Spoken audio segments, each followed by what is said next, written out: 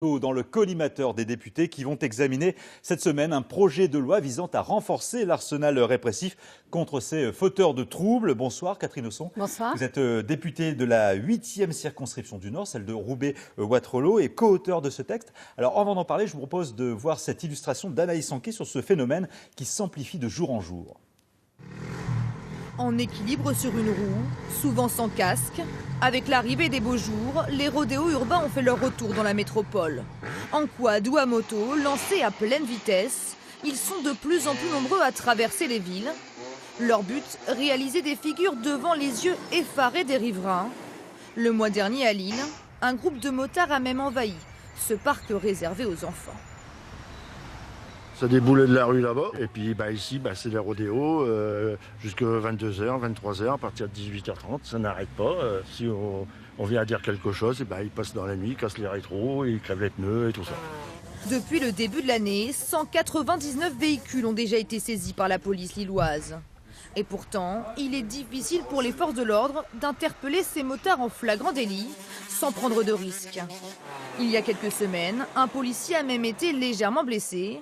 Alors aujourd'hui, face au danger, la maire de Lille réclame un renforcement des sanctions. Je propose qu'on aille encore plus loin et que le rodéo, qui n'est pas seulement une atteinte à la tranquillité publique, mais aussi à la sécurité et à l'ordre public, soit considéré et qualifié comme une mise en danger de la vie d'autrui. La mise en danger de la vie d'autrui, c'est une sanction pénale. Et les villes ne sont pas les seules à souffrir de ces nuisances. À la campagne aussi, ces rodéos sont fréquents. Actuellement, les motards encourent une amende de 13 €. Alors effectivement, une amende de 13 €, ce n'est pas très dissuasif. Catherine Hausson, qu'est-ce que ce projet de loi que vous co-signez doit changer rapidement ? Alors d'abord, nous changeons le code de la route et nous créons un délit spécifique pour régler la problématique des rodéos motorisés, parce qu'effectivement, il y a un problème urbain et il y a un problème rural également. Alors concrètement, dans quelle mesure ces peines vont être alourdies ? Alors d'abord, il y a une gradation dans les peines. Tout d'abord, il y a des peines de prison qui sont proposées. Il y a des amendes, on peut aller jusqu'à 30 000, 40 000 € d'amende.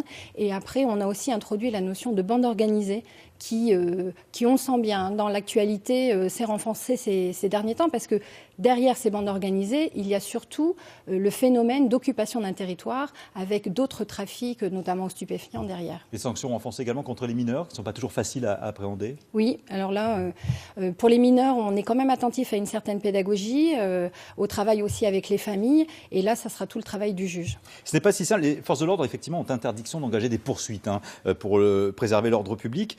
À ce jour, la loi est impuissante. La confiscation d'un engin n'est pas si simple que ça ? La confiscation d'un engin n'est pas si simple que ça, parce que le délit n'existait pas. On a bien spécifié maintenant le délit, et donc ça va être en fait, cette loi va permettre d'aller beaucoup plus vite, de monopoliser beaucoup moins de monde, comme on pouvait le faire comme dans les grosses opérations qu'on a pu connaître. Et aujourd'hui, l'infraction pénale de la mise en danger de la vie d'autrui qu'évoquait Martine Aubry tout à l'heure n'est pas suffisante pour réprimer rapidement ce genre de comportement ? Non, alors... Oui et non, parce que elle n'est pas suffisante dans le sens où elle n'est pas liée à cette pratique de rodéo motorisé. Alors, cette loi est prévue pour la fin de l'année. Le temps qu'elle produise ses effets, ce sont autant de gênes qu'il faut craindre pour les habitants. On a vu les phénomènes qui se sont multipliés ces dernières semaines avec des agressions graves. On peut craindre que ce phénomène s'aggrave encore dans les mois qui viennent ? Oui, malheureusement, la loi ne se fabrique pas du jour au lendemain. Nous sommes malgré tout en procédure accélérée. On s'est battu avec le groupe des parlementaires LAREM qui ont particulièrement travaillé sur ce texte à l'Assemblée en coopération avec le ministère de la Justice et de l'Intérieur pour que ça aille vite, parce que le calendrier de l'Assemblée est très chargé actuellement. Alors qu'est-ce qu'on peut faire en matière de prévention, par exemple ? Des terrains de cross qui éloigneraient ces individus des centres-villes, est-ce que c'est imaginable rapidement ? Rapidement, cet été, on ne va pas faire de miracle, on ne va pas faire de fausses promesses, effectivement non. Cela dit, il ne faut pas non plus oublier que la police de sécurité du quotidien va arriver prochainement. Elle va arriver sur ma circonscription dès le mois de janvier. Et tout ça, en fait, c'est un arsenal qu'il faudra bien mettre en perspective pour gérer ce genre de problème.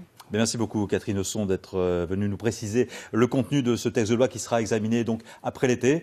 Et je rappelle que vous êtes la députée de la 8e circonscription du Nord, Roubaix-Waterloo. Merci beaucoup. Dans l'actualité également, la réforme de